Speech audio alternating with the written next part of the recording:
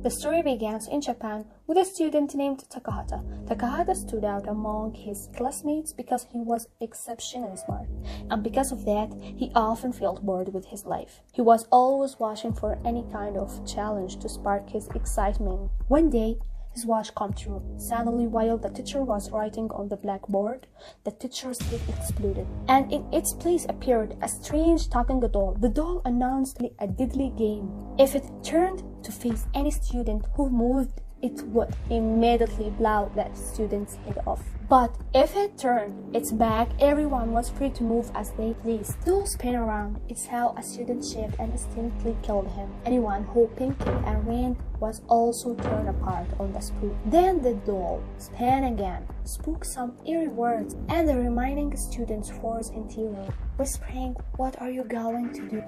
Each time the doll killed a student, a small red sphere would roll out of the corpse. The students tried to wait until the doll spun away so they could open the classroom door. But discovery it was locked, trapping them inside. The doll spun around once more and killed them both. The survivors screamed in fear except for one student, Sakata, who calmed them down. "I know this game," he said. "It's called Taruma.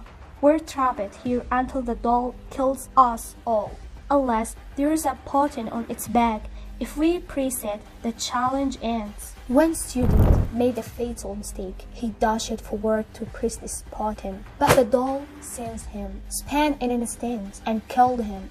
That, Sakata realized, was Taruma's strategy. Speak calmly, then strike the moment you approach. The students then noticed a countdown timer on the doll. Only 1 minute remained, and if it reached 0, they would all die. Desperate, they inched closer, determined to reach the button. But one of them slipped on the red spheres, littering the floor. The classroom was soon filled with bodies, and only 10 seconds were left. Only Takahata and one other student remained. They devised a plan. Takahata's friends would crouch low and then leap onto the doll's back, smashing the button. At the last second, it worked. Takahata reached out and pressed the button just as the timer hit 0. The doll fell over, looking upset that it had been defeated. The two friends cheered.